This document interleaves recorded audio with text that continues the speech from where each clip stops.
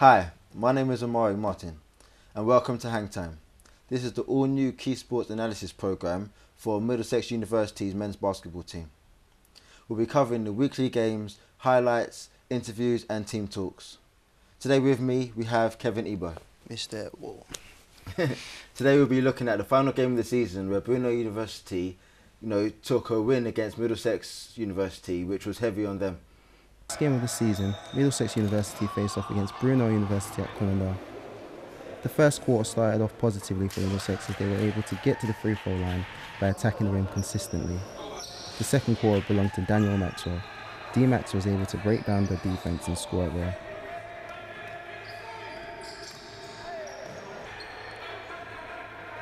Here, he was able to beat his defender off the dribble, avoid a help and score right at the basket. Later on in the second quarter, Middlesex applied a full-court press tactic, trying to invoke turnovers. The defensive talisman and Captain Tossin led the way by breaking up the offensive sets Brunel tried to employ. Middlesex's coach also showed tactical awareness by switching up multiple plays to keep Brunel guessing. Going into the half, spirits were high as Middlesex were leading.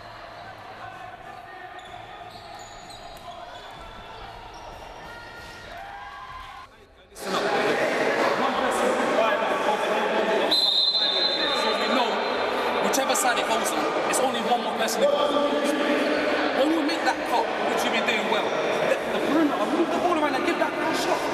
You be next. If that's not good, the next time, let's rotate. 25 out, space it out. I think, I don't know if you're the shooter, but guys, you have to communicate. It's not scoring. Back to team, man. Team 1-3. The second half started with a lot more defensive activity from Brunel as they tried to erase their deficit. Brunel were able to score a few early layups which built their confidence. The execution of their pick and roll game also improved, causing a lot of initial problems for Middlesex.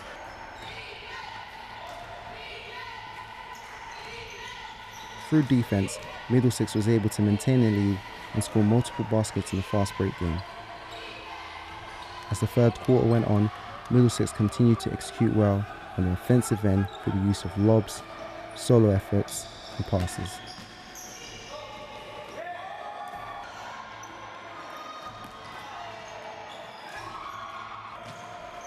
D-Max continued to shine. His ball handle allowed him to break down the defense and get to the basket multiple times.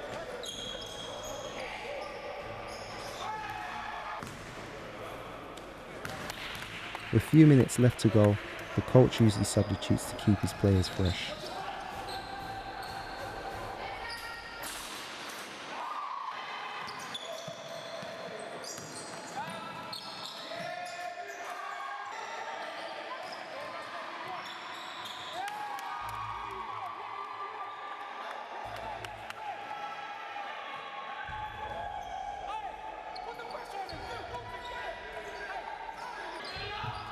The fourth quarter was a completely different story.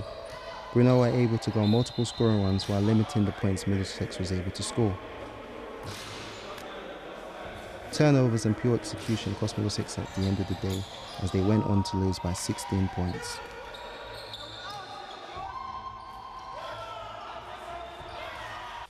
Now Kevin, looking at the game, is it fair to say that Middlesex deserved to win that? Well, you can't say they deserve to win it because they lost for a reason, but what you can say is that they played well in the first half.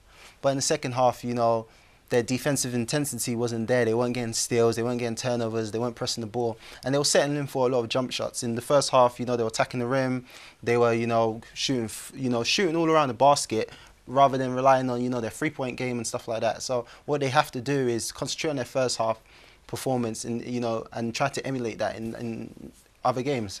Well, considering what happened in the second half, could we put that down to maybe fatigue, or do you think that just happened to a lack of confidence due to their poor form? Well, yeah, as you said, it's like they've been on a poor run recently, and what they say about poor form is that, it shows up at the end of the day. So if you see in the second half performance, they had like jitteriness. They were a bit like they weren't themselves. Like they weren't playing like how they played in the first half. Bad habits started to show up again. So what they have to do is go look at the tape and then see what they were doing wrong and then try to correct that. Well, you know, one person who clearly wasn't shy was definitely the captain, who, you know, tried his best to motivate the team and get them going, especially in the second half. But it didn't quite seem to happen for them. You know, can you explain why? Well, you see Tossin. Tossin's their defensive anchor. He's their captain. He's their leader. And in the first half, he was talking. Guys were listening to him. But in the second half, you know, guys were still trying to rely on him. And, you know, there's 5 guys in the court for a reason. They can't rely on one guy to do everything. They need to individually have the same intensity that he's bringing, have the same type of toughness. He brings toughness and aggression. But the rest of the guys, they were just, you know, trying to catch air on defense. They weren't really working hard. Well, one player who definitely was working hard would definitely have to be, you know, D-Max. You know, he was a strong performer today. You know, great crossovers, you know, fusing the defence a lot, driving to the basket constantly, and he had the end product to match it. You know, how did you feel about his performance? Yeah, Daniel played really well. You know, one thing he does great is, you know, he can beat his defender off the dribble. He's got a great handle, so he knows how to get to the rim. But what was, you know, the downfall was that the team was just relying on him. They can't just rely on him. They need everybody to be moving the ball around, sharing the ball and executing offensively just like they did. Yeah, well, I definitely agree with that. After all, it is a team game. Let's see what Tossin and D-Max had to say. Yeah, I'm power forward and the captain of the basketball team at Middlesex. Today we just took a loss to Brunel. We did very well on being intense, getting the rebounds, but we weren't able to stop their shooters. They're a very organised team. We are playing in the Premier League of the basketball University. Next time, we need to come together, be more organised, share the ball, and more importantly, bring intensity to every game, listen to coach. As I believe this is the last game of the season, so what are your plans during the break? You know what I mean? During the break, we plan to come together and practice in order to be ready for next season. You know, work on strategies, etc. Our conditioning, how we need to be in shape, we need to go to the gym. We need to be eating right in the holidays as well, drink water, not too much partying, etc.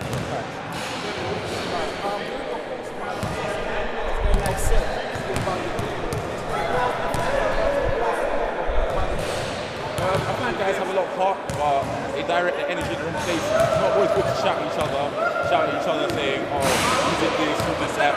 It's very important to pick up a player, to empower each other, so we work together as a team, as we gel, team chemistry and morale.